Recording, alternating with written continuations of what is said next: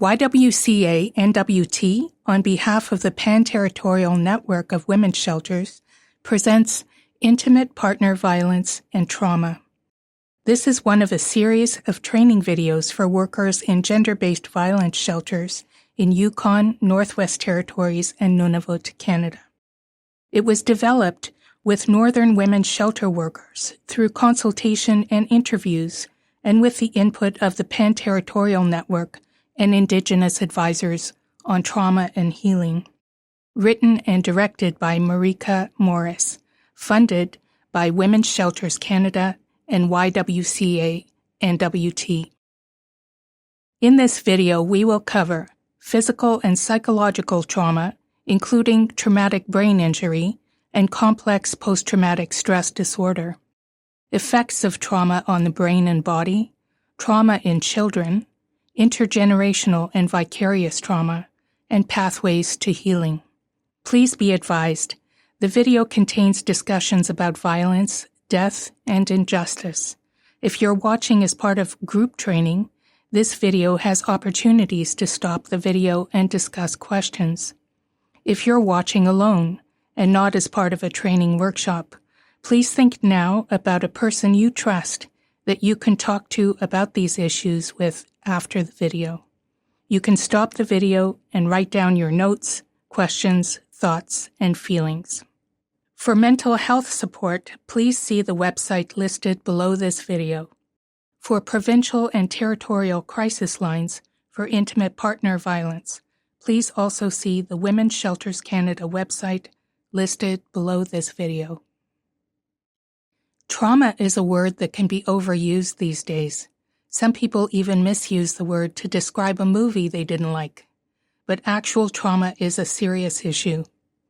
The word trauma has two main meanings: a long-lasting emotional response from living through one or more distressing events, such as post-traumatic stress disorder or PTSD, or a serious physical injury, such as traumatic brain injury or TBI.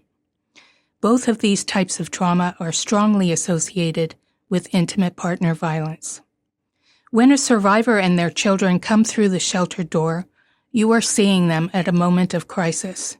Their thoughts, feelings, and behaviors are being affected by both the crisis situation and unresolved trauma of living with abuse. Psychological trauma can result from living through a distressing event. This could be a single event, such as a terrible car crash or a house fire. This type of event can result in post-traumatic stress disorder or PTSD in some people. This is especially true for people who've experienced a severe life-endangering trauma, have a history of other traumas, or have a history of mental health conditions. Some people don't experience major problems after a distressing event. Others might experience PTSD symptoms for weeks, but these resolve on their own. This may happen more for people who have strong social support, are able to return to a normal, healthy routine, can find healthy ways to fit the trauma into how they think of themselves, other people, and the world. Symptoms of PTSD include re-experiencing traumatic events over and over with the same body reactions, such as heart pounding, trouble breathing, and sweating. Having disturbing memories, thoughts, images, or dreams of the events. Avoiding reminders of the trauma and avoiding talking about it. Problems remembering all of the traumatic events, just getting it in fragments. Losing interest in things they used to enjoy. Feeling emotionally numb, being unable to have loving feelings for people close to you, even your own children. Feeling distant or cut off from other people. Feeling hopeless about the future. Trouble falling asleep or staying asleep. Having irritable or angry outbursts. Hypervigilance, which is being super alert, watchful, or on guard, always on the lookout for threats. Finding it hard to concentrate, or feeling jumpy or easily startled. Some survivors can be triggered by sounds, smells, sights, or thoughts that remind the survivor of the abuse. They may re-experience the abuse, have a panic attack, or behave in defensive ways as if in response to an attack. This doesn't mean that the survivor is weak. The survivor is incredibly strong to still be alive. The survivor's body is reacting in ways to protect the survivor, the only ways it knows how. Complex PTSD, or C-PTSD, can result from a long-term chronic pattern of trauma, such as intimate partner violence, living in war zones, and childhood physical, sexual, and psychological abuse or neglect. Almost all people living with complex PTSD have been subject to repeated, life-threatening traumatic events over time which they could not control or found hard or impossible to prevent or respond to effectively. The major difference is that when C-PTSD is acquired, for example, as a result of a natural disaster, it's the forces of nature that have created the situation, not the people who are supposed to love and care for you. In a natural disaster type of trauma, you're often in it with other people experiencing the same thing, and the disaster is acknowledged. IPV and child abuse survivors often feel alone and isolated. PTSD is more common in females than males.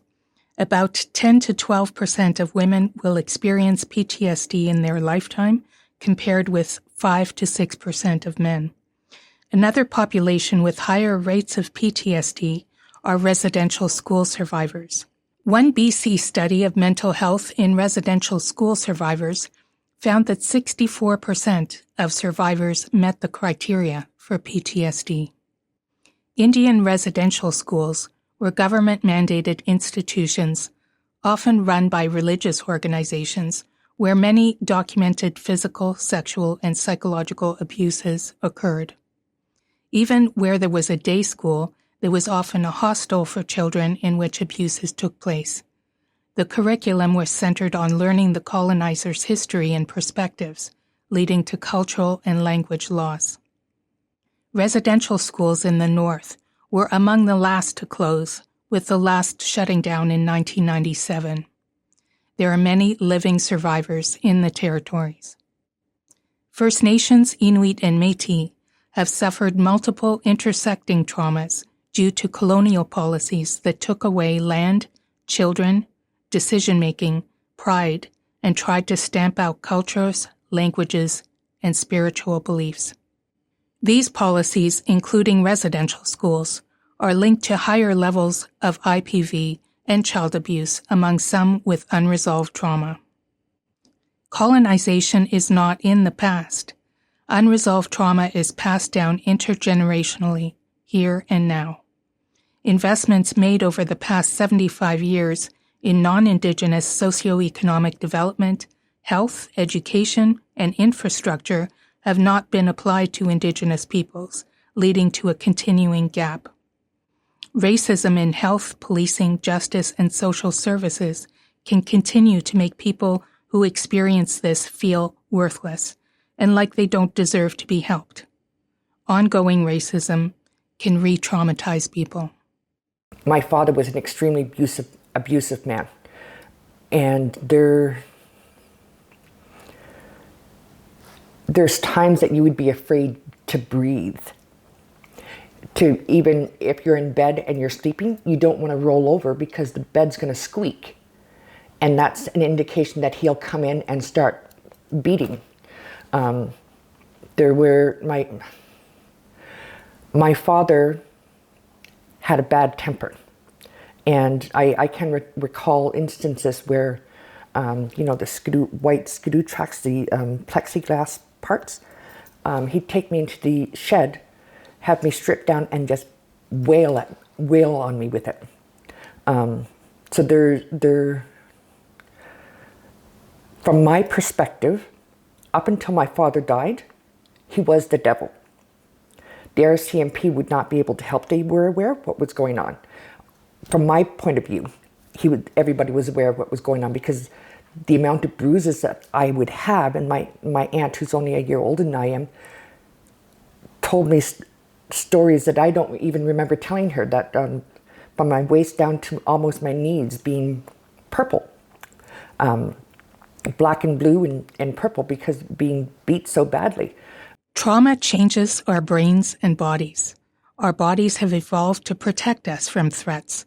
This is the fight or flight response, which researchers now call fight, flight, freeze, or fawn.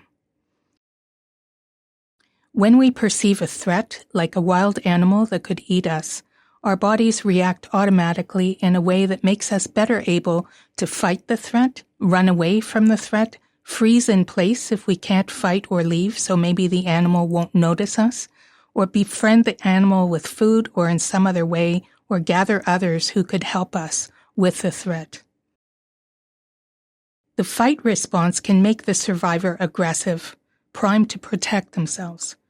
The flight response can make the survivor avoid people, situations, or dealing with their feelings, and can lead to procrastination, substance use, isolation, and extreme discomfort in telling their story, for example, during intake. The freeze response can make it difficult for the survivor to do anything or respond to anything. The fawn response can make the survivor try to please everyone to avoid conflict. If you wish, you can stop the video here to discuss this question. Have you seen examples at your workplace or in your life of where people have had a fight response, a flight response, a freeze response, or a fawn response? Because the survivor has to deal with threats that can come out of the blue, the survivor may be very sensitive to threat. They could interpret something that a shelter worker says or does as a threat. Recognize that the survivor's behavior stems from the abuse. Try to remain patient, calm, and reduce any sense of threat the survivor may be experiencing. Fight, flight, freeze, or fawn is your body's stress response. It can be activated by any threat or perceived threat. When people are in a constant state of stress, anything can activate this response, even if the real threat is not present. It increases your heart rate, breathing rate, dilates your pupils, and slows some body functions you need to divert energy to dealing with the threat. It affects your ability to think, learn, and make decisions. The problem is IPV and child abuse are constant threats. It is not one incident that passes and never happens again. It's like living with a time bomb, except that you never know when it might go off, so you're always on alert. Survivors may need time, safety, and support to heal enough so that the stress response is not always going off. And any of you that are shelter workers, you all know that. Some victims are really sad and want to go inwards, and others are mad and they want to come out fighting. I think it's really challenging, and I think especially through COVID, downright exhausting to kind of always meet women where they're at. When the stress response is constantly on, the chronic stress can cause a lot of damage in the brain and body. Survivors whose bodies are in a constant state of stress may be more likely to develop heart conditions and cancer, experience chronic pain, depression, obesity, and addiction. The threat response has immediate and long-term physical and mental effects. The threat response is activated when people have flashbacks to traumatic events. Trauma is an emotional response, so you feel your heart pounding, you feel your tightness in your chest area, you have headaches, you can't sleep, you can't eat, and that thought of whatever stress that you're going through goes around in your mind over and over 100 times a day, and there's no relief in that, not thinking about it, so that's how it affects us. And then we get sick. We have to go to the hospital. We have to get pills, and the doctors are prescribing antidepressants and whatever the doctors do. So, and still, at the end of the day, I still don't feel peace.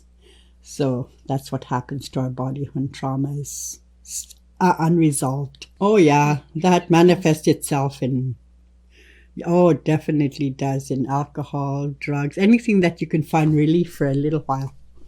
That's what happens, and sometimes it's not good. And then, because when you're drinking and you're angry, then you get into violent fights, and then you have to go to court, and the police follow you forever, and your criminal record follows you forever. So that cycle, that's what I want broken. We are going to list some ways that trauma can affect the brains and bodies of survivors. It's important to note that not everyone is affected the same way by trauma, and not all of these effects have to be present. They are listed here to help you recognize them in survivors and know that what you are seeing is a result of trauma. IPV and child abuse survivors might experience cognitive issues such as trouble concentrating, trouble learning new things, repeating same behaviors that are not working, lack of focus. IPV and child abuse survivors might experience emotional issues such as emotional numbness, anger or irritability, fear, anxiety, depression, feelings of guilt, shame, and self-hatred, feeling doomed and hopeless.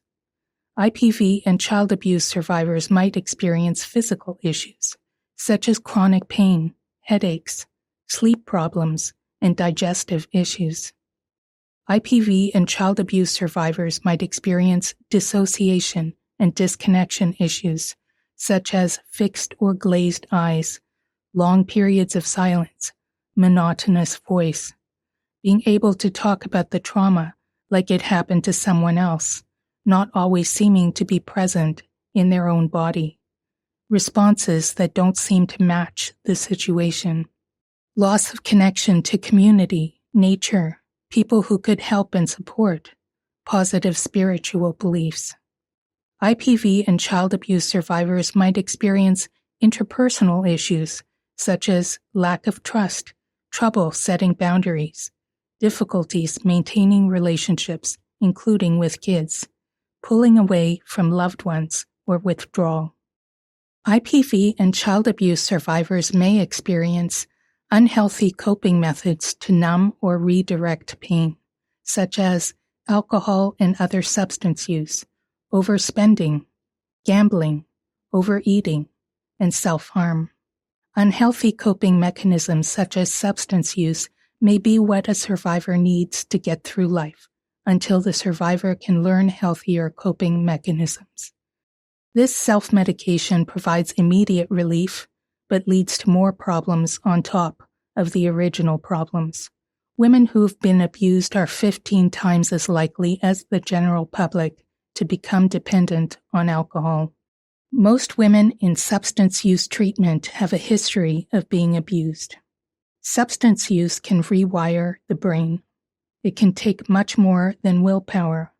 It takes support, and it may take many, many attempts before the survivor is in control of the substance use. Treating trauma in girls and women is essential to prevent fetal alcohol spectrum disorder. Information is not enough. My mother came up to Yellowknife when I was in school here at Acacia Hall, and that's when I started gaining a sense of just how much trauma she had gone through. And she was drinking, and she'd feeding me some wine, and she started asking me, "Did they get at you? What'd they do to you? You've got to tell me what they did." I had no clue what she was talking about. I'd heard other stories about my mother and her experiences at residential school, and my mother lived every day to try and numb the pain that she felt. And for her, that meant drinking. Now, when she was drinking, that's when all the words that were used on her, she would then use as well. And it was very vulgar language. And I needed to separate myself from my mother after I graduated and when I had my children. I actually had to tell her, I need to choose my children. I can't allow you to do to my children what you've done to me, which was having to tolerate all of that language. That's when my mother decided that she was going to keep her alcohol, but she did call me on my birthday at 7 a.m, and she was sober. That was one of the best gifts that she could ever give me. Northern women shelter workers have also noticed some survivors put themselves in harm's way. This may be because of shame or low self-esteem. They think they deserve the worst. Their executive function skills such as planning, self-control, staying focused, following directions may be impacted by psychological trauma, traumatic brain injury, or fetal alcohol spectrum disorder, or FASD. They may put themselves in harm's way to fit in with other people, to live up to expectations, belong to a group, to feel better about themselves by appearing cool or brave. They may harm themselves because they don't really want to live right now. It's too painful. Self-harm can also be a way of escaping numbness or focusing on pain the person can control. Northern women shelter workers have also noticed that some survivors who have aged out of foster care sometimes have difficulty taking care of themselves, their property, or their rooms. They may have learned not to attach themselves to anything or anyone. In addition to psychological trauma, survivors may experience traumatic brain injury or TBI. TBI is physical trauma to the brain, ranging from concussion to temporary or permanent brain damage. TBI is caused by a hard blow or jolt to the head, neck, or body that causes the head and brain to move back and forth quickly. Strangulation can also cause TBI. We hear about TBI most often in relation to professional sports.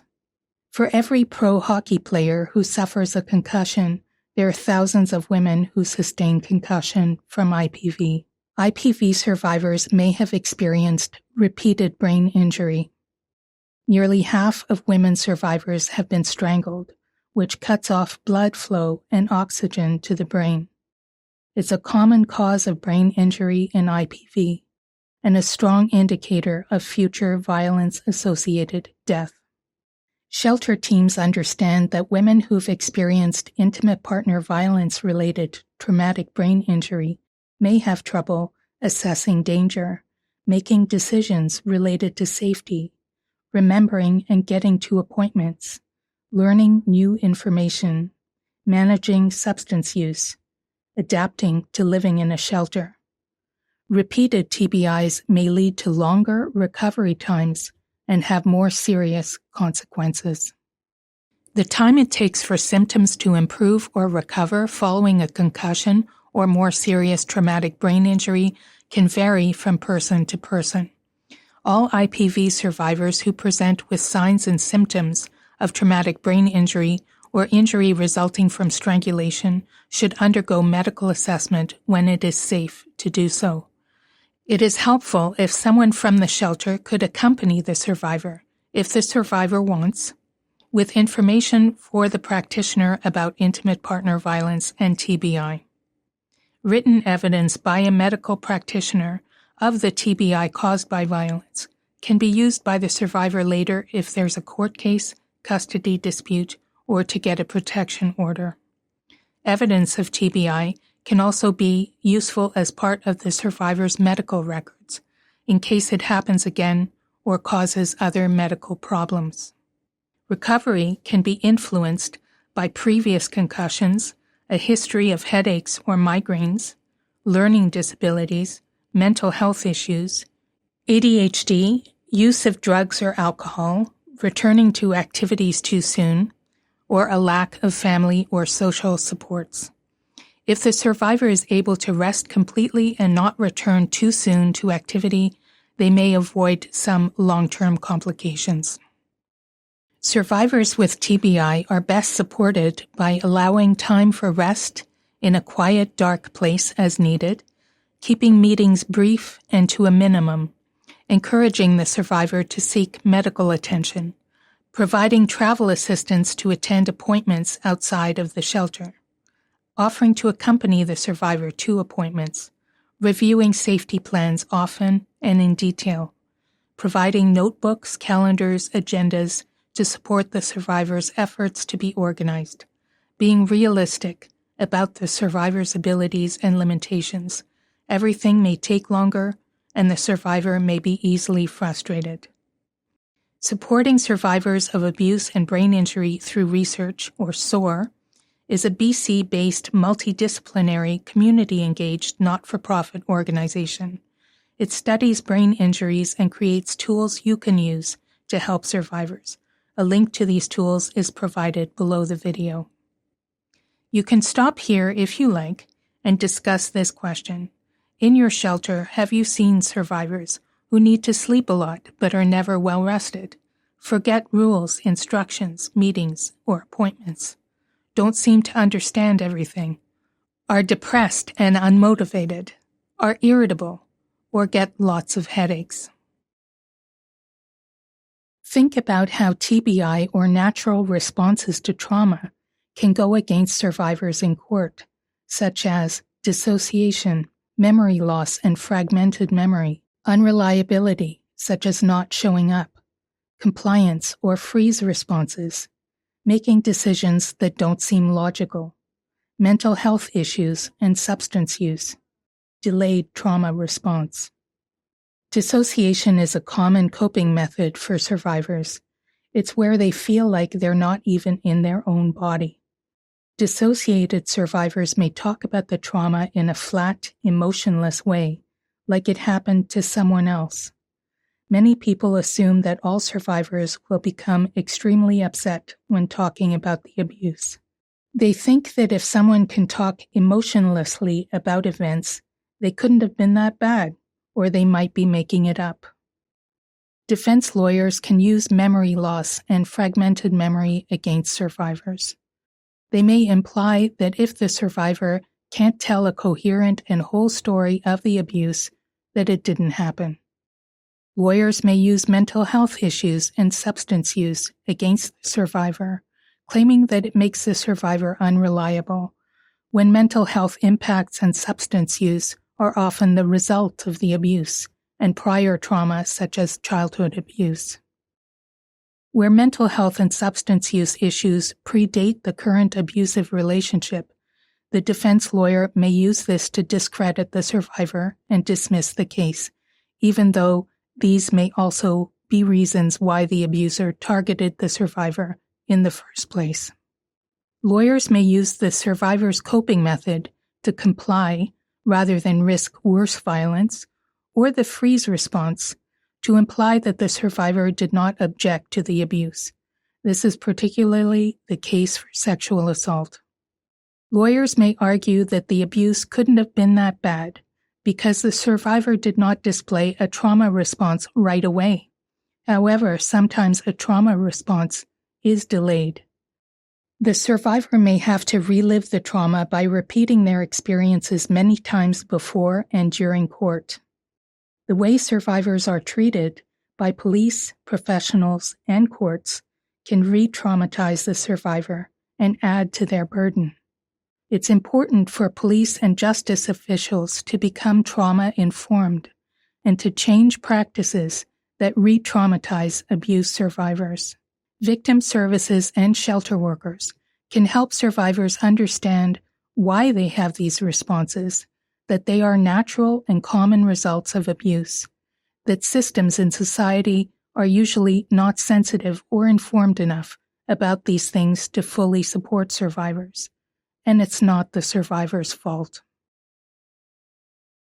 We talked about how the justice system can re-traumatize survivors, but the same is true of health and other systems, including some shelter policies. Re-traumatization through services is sometimes called secondary victimization. In the health and social service systems, bureaucratic rules and hoops to jump through mean that some survivors may not get the help they need. Even when survivors do access services, their experience of violence and trauma are sometimes not well understood by the service provider. An Ontario study found that 2 in 5 mental health and addiction service providers reported fair or poor competence levels in dealing with violence. In particular, IPV survivors may find that some services don't want to help them because they have more trauma-related problems than most programs will accept. It's disempowering to try to get help and be rejected. It can add to the survivor's sense of being worthless, which can entrench the trauma and any unhealthy coping methods. All health, justice, and social services need to be trauma and violence informed. We'll talk more about what it means to be trauma and violence informed in the video on helping skills. It's the survivor's choice whether to go through the court process or not. Some survivors need to hold the abuser accountable or to try to prevent the abuser from abusing others. Your job as a shelter worker is to outline options and support the survivor's own choices. Shelters, health professionals, and police can all provide a paper trail the survivor could use to prove what they have experienced. This paper trail can help the survivor get emergency protection orders or EPOs, and peace bonds, can help in a custody dispute, and can get police to take it more seriously if the abuser starts harassing the survivor after they have left. It's important for shelter workers to describe the survivor's needs and behavior in non-judgmental ways. Your descriptions could be used for or against the survivor in court. There are ways of coping that often don't make it into lists of how trauma can affect people because they're considered functional, meaning that the survivor can hold down a job and seems to have an ordinary life. We're going to talk about 3 of these: people-pleasing, perfectionism and workaholism, and endurance. Expectations about people based on race, gender, and class may have an effect on how trauma is expressed. So if you grow up in a family, neighborhood, or environment where you're expected to succeed, this could influence you to express trauma in a functional way. Some survivors are people pleasers. They want to avoid conflict and do everything for everyone. They want people to like them because they think this might make them safe. The downside of this for the survivor is that they don't express their needs, so often their own needs aren't met.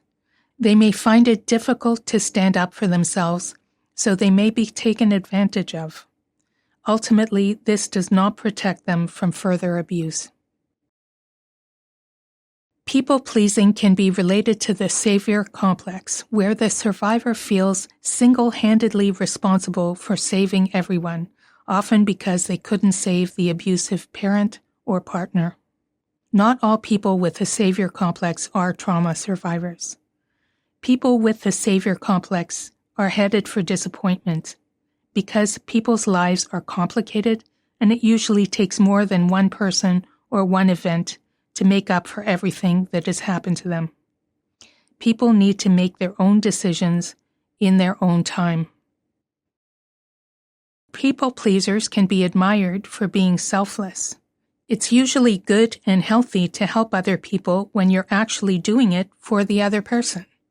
But it becomes unhealthy when you feel you have no choice, can't say no, have no boundaries, and would feel worthless as a person if you didn't do it. Not all perfectionists and workaholics are trauma survivors, but research has shown that some trauma survivors use perfectionism and workaholism as a coping strategy. This can be rewarded in the workplace. Trauma stems from terrible and damaging events over which the survivor had no control. Both perfectionism and workaholism may be the survivor's attempt to exert some control in their life. The survivor may rely on praise for what they can produce to make them feel like a worthwhile human being. The survivor may also be working all the time in order to avoid spending time with their own thoughts and reliving the trauma. The downsides of perfectionism and workaholism are higher levels of inflammation, autoimmune disorders, and the potential for mental and physical breakdowns. Perfectionists and workaholics can also have significant relationship difficulties and may alienate loved ones and colleagues. Many shelter workers are survivors of childhood trauma and/or intimate partner violence. Some of the trauma coping methods we are talking about may be evident in some shelters. Another coping strategy is endurance, which stems from repressing, denying, or numbing emotions and even physical pain. Some survivors can endure a lot of hardship and can be good in a crisis where everyone else falls apart. Even endurance can catch up with someone. Our bodies create physical and emotional pain for a reason. It's to tell us that something is wrong and needs attention. Someone who keeps ignoring pain may end up with serious physical and mental illnesses, which are harder to deal with than if they are caught early. Some jobs, like first responders, require people to function in life-threatening and traumatic conditions. The key is to have adequate supports and self-care methods so that trauma can be dealt with in a healthy way. Labels applied to some survivors. Trauma is often viewed as an individual problem.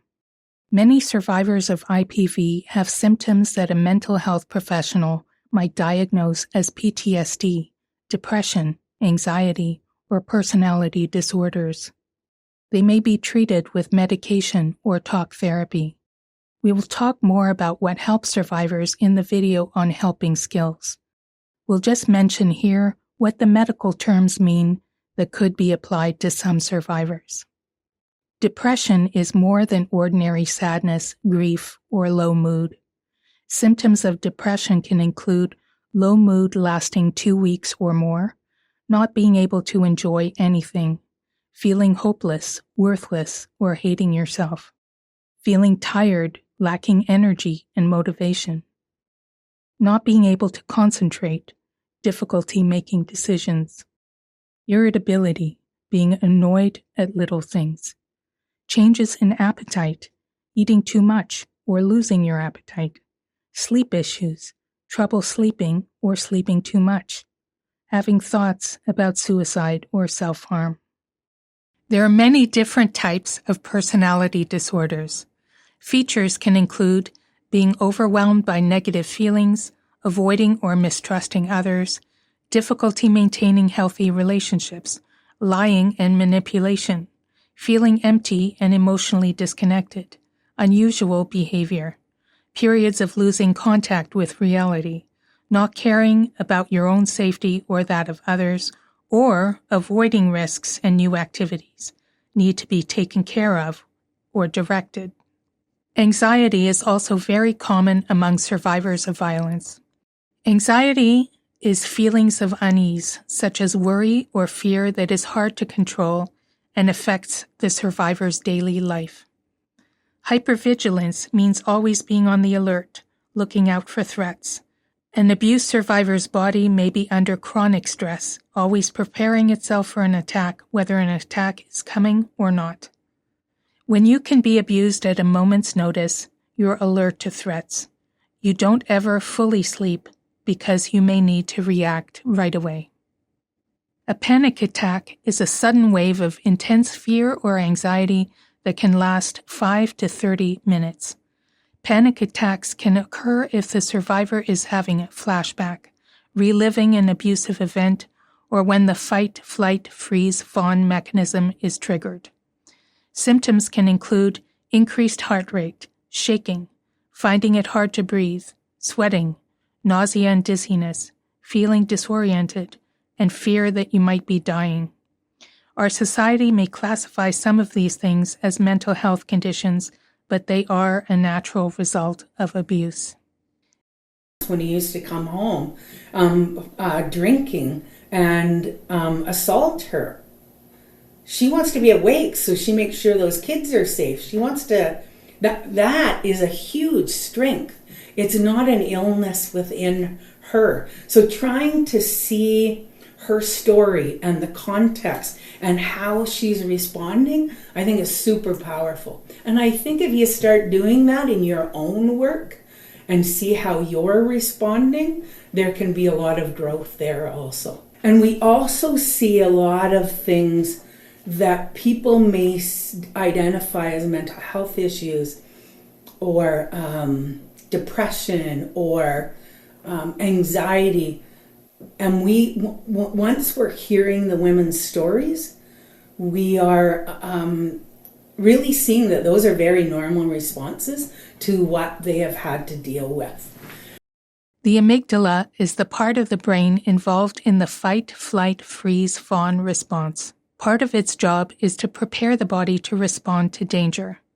Trauma can make the amygdala overreactive, leading to feelings of stress, anxiety, and danger, even if other people might think there's nothing there. The amygdala can associate anything that happened during a traumatic event, such as a sight, sound, smell, or feeling, with danger, and have us respond instinctively to these triggers as if the past danger is present. The hippocampus is a part of the brain that helps with learning and memory. Trauma can make the hippocampus shrink, leading to problems with learning and memory. The prefrontal cortex is the conscious part of the brain that is involved in thinking, planning, decision-making, predicting outcomes, and applying social rules. It's also involved in the ability to speak. Trauma can overpower this part of the brain, affecting ability to pay attention, think, understand, make decisions, and control one's own behavior. Don't judge the survivor by their response to trauma. The survivor may never have learned healthy ways of coping. They may just have drifted into unhealthy ways of coping without thinking about it. It's important to understand and not to judge trauma responses, whatever they are. We need to deal with the situation as it is by helping the survivor if we can. Shelters may also have residents living with psychosis or schizophrenia. Psychosis is a collection of symptoms that indicate the person has lost touch with reality, particularly hallucinations, seeing things that aren't there, hearing voices that aren't there, and delusions, which are intense false beliefs that have no basis in fact, such as believing that you're a god or that everyone and everything is conspiring against you. Schizophrenia is a mental health condition that commonly includes psychosis. It can also manifest as extreme social withdrawal, low motivation, and flat voice. It typically emerges between the ages of 15 and 35, but can develop later in some circumstances. Schizophrenia can be controlled with medication. No one knows what causes psychosis and schizophrenia, and the link with trauma is not clear. Early intervention when someone first starts experiencing psychosis is key to recovery. You can pause the video here if you like to talk about what to do if someone at your shelter experiences psychosis. Children can be traumatized by things that happen to them, like being sexually or physically abused, being bullied, being neglected so their needs aren't met, or they don't know who they can rely on.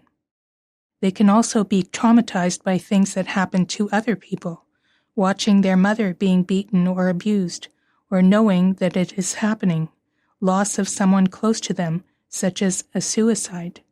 In each of these cases, something is happening that is outside of their control. Children often believe that bad things happen because of them.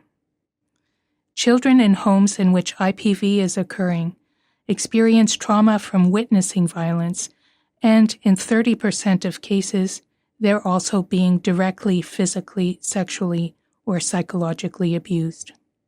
Signs of trauma in young people may include one or more of the following: nightmares or flashbacks, acting out, withdrawing, being agitated and hypersensitive, being zoned out, substance misuse, or changes in eating habits.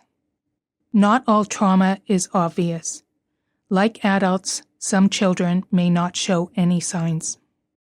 I think it can go on for generation to generation, and children are not aware of trauma. So many things can come from that, whether it be symptoms that might show up in childhood, whether that is bedwetting or, unfortunately, behavioral issues, sleep problems, appetite issues. So we see that in young children, but we also see that in adulthood as well. It's important to understand adverse childhood experiences, or ACEs, as this information applies both to the children at the shelter, but also the many IPV survivors who have themselves experienced many ACEs, including childhood abuse. Adverse childhood experiences can include exposure to violence, so experiencing abuse or neglect, witnessing violence in the home, or having a family member attempt or die by suicide. Household instability, where a parent or caregiver with substance use problems or mental health problems, the loss of a parent, or a household member in jail. The more ACEs someone under 18 has experienced, and the longer and more severe the ACEs, the more likely they are to experience lifelong impacts on physical and mental health and behavior. People who've experienced 4 or more ACEs in childhood have twice the risk of binge drinking and having a poor diet. They are 3 times as likely to smoke, 4 times as likely to have low levels of mental well-being and life satisfaction, 6 times as likely to have an unplanned pregnancy as a teenager, 7 times as likely to have been involved in further violence, 11 times as likely to have used illegal drugs, and 11 times as likely to have been in prison. Unresolved trauma does not just cost the individual in every way, but impacts all of us. ACEs can have a lifelong impact on ability to form healthy relationships. They can have an impact on education and income.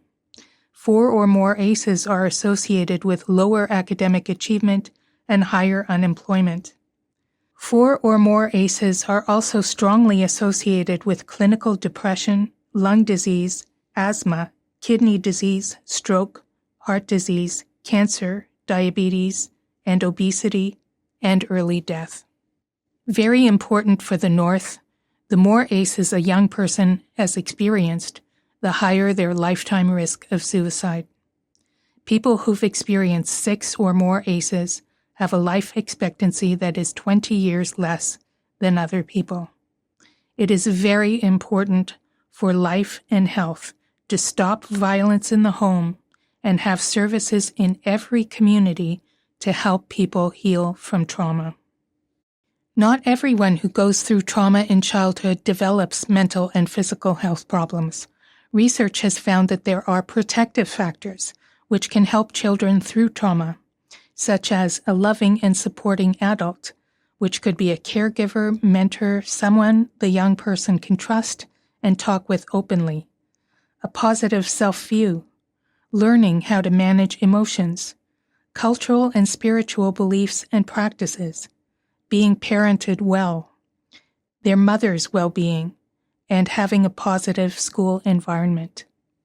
There are also community-level protective factors, so communities where there is access to economic and financial help, medical care and mental health services, safe, stable housing, nurturing and safe childcare and high-quality preschool, engaging after-school programs and activities, work opportunities with family-friendly policies.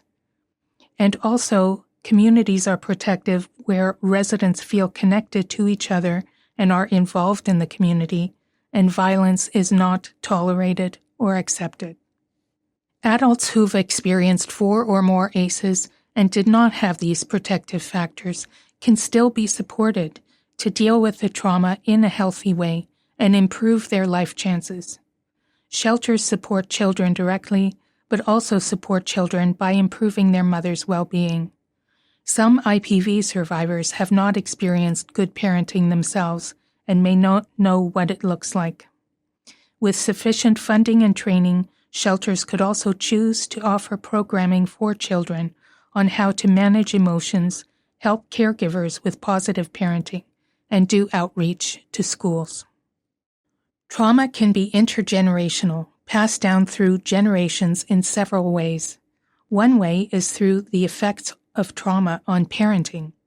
Another way is that trauma can affect how our genes or our DNA are read, and these changes can be passed down through the womb.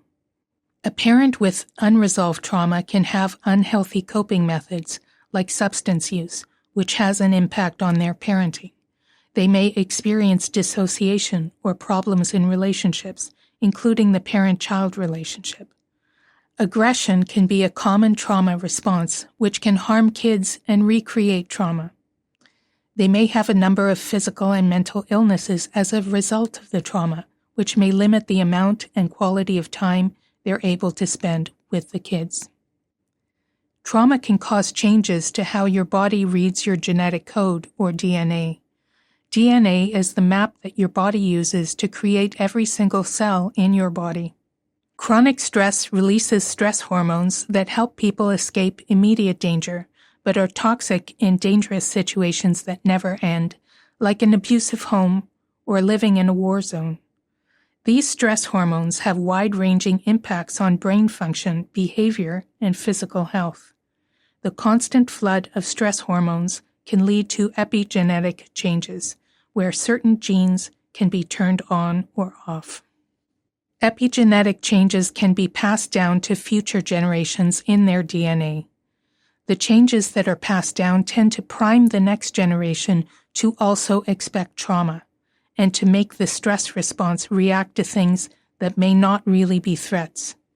It can cause the same chronic stress that trauma survivors can experience. These are biological changes that can affect the brain and body, but they can be reversed. The brain is flexible and adaptable. This is called neuroplasticity. It is possible to heal from intergenerational trauma. Some survivors of all kinds of trauma hear, "Just get over it, move on," or "It's in the past." The point is that until the trauma is resolved, it isn't in the past. You carry the trauma in your brain, body, and DNA. And just telling someone to get over it does not provide the support they need to heal. Survivors and intergenerational survivors are not doomed. All of the pathways for healing survivors can also be successfully used by intergenerational survivors. They can be healed, but it may be a lifelong journey with stops and starts. Sometimes if you feel like you've had some privileges and stuff is important. I feel like the experiences from being starved, being forced to relocate, being abused in schools, being taken from family, there's no question that contributes significantly, because hurt people. I believe strongly, and so if you can't deal with that hurt, it's going to continue on.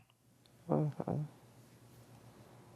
Continue on to the children, their children's children. It's a cycle, right? Collective trauma can arise from a traumatic event or situation that happens to a whole group, such as war, a natural disaster, and colonization. Colonization is when your land, decision-making, children, culture, and language are taken from you and replaced with someone else's language, laws, religion, systems of governance, justice, and economics. It is life-changing and disempowering. First Nations, Inuit and Métis have been naming these traumas, retaking some control, and providing services to one another. It's important for any trauma survivor, whether from IPV, colonization, or both, to know that they are not alone. And it's not only you that's gone through that trauma. It's not only you. There's a whole line of us that went through that same thing. So don't ever feel ashamed to share what you're going through, because that's what it is. You're going through that. And if it's something that really need to be done in private, we have a private room that we can go and talk to. I can go to that person and say, would you like to share by yourself? Let's go. Let's go and share with each other. Yeah. So I think sharing is really important. But we just have to talk about the pain inside of us, not the incident, because that's what trauma is, right? Ongoing trauma can trigger and entrench the original traumas. People who experience any kind of discrimination have all the stresses of people who don't experience discrimination, such as going through hard times, going through cancer, or the loss of loved ones, plus the additional stresses of being excluded and seen by some as inferior because of some characteristic they can't change. Racism is a trauma that has physical and mental health effects. Racism literally shortens lives and ages you faster. So does poverty, but experiences of racism have independent effects. Racism is not just how individuals treat one another, it is also a system of how organizations and social norms place value on some things and not others, and that results in advantages for those who are already advantaged and disadvantages for those who are already disadvantaged. Researchers think racism affects health and life expectancy because racism is an additional stressor and contributes to allostatic load. So allostatic load is the cumulative burden of chronic stress and life events. High allostatic load is linked to higher risk for heart problems, poor sleep, obesity, inflammation, weakened immune system, diabetes, stress hormone deregulation, and mental health issues. Indigenous peoples and racialized individuals can experience the additional stress of racism on top of all the other stressors. Immigrants and refugees may experience racism in addition to the major upheaval of leaving one country and starting again from scratch in another. Refugees in particular may come to Canada fleeing traumatic events such as war, natural disaster, or persecution. Vicarious trauma is absorbing trauma from the people you're helping to the point that you yourself are exhibiting trauma responses, such as stress responses when there is no actual threat, re-experiencing the event, irritability, numbness, and the full range of trauma responses we looked at earlier. People who have themselves experienced trauma are more likely to show symptoms of vicarious trauma, but it can also happen to people with no history of trauma. Trauma is very personal and very individual. I think with our particular work within the shelter, crisis support workers deal with a lot of story and a lot of narrative from other clients who share really traumatic events. And I think at times, if you're not aware or you're not understanding that you've been through trauma, sometimes that can be triggered by other story and other people's trauma. And what happens is you start to holistically show signs of trauma yourself, where it may be that sleep issues happen, you have an energy deficit, you're very tired a lot of the time. There are things that really trigger you in everyday living with your own family. There are behavioral patterns that might create anxiety for you and you're not really sure where that's coming from. Isolation would be something that people go through with a trauma or a trauma reaction. Sometimes I think it is really key for trauma to be shared, and each person sometimes finds that very, very difficult, but it's encouraged to do so, especially in the work that we do at the shelter. The good news is that there are also many healthy coping mechanisms that survivors can learn to deal with their pain, and many ways in which the biological effects of trauma can be changed. The first step in dealing with trauma is safety and stabilization. Survivors need to be in a safe place. They may carry the trauma with them in their brains and bodies, so once physically safe, they must have access to supports which can help them process the trauma so that it no longer causes physical and mental health effects. There are therapies that focus on different parts of the brain to address these issues. Talk therapies engage the prefrontal cortex, which is the thinking part of the brain.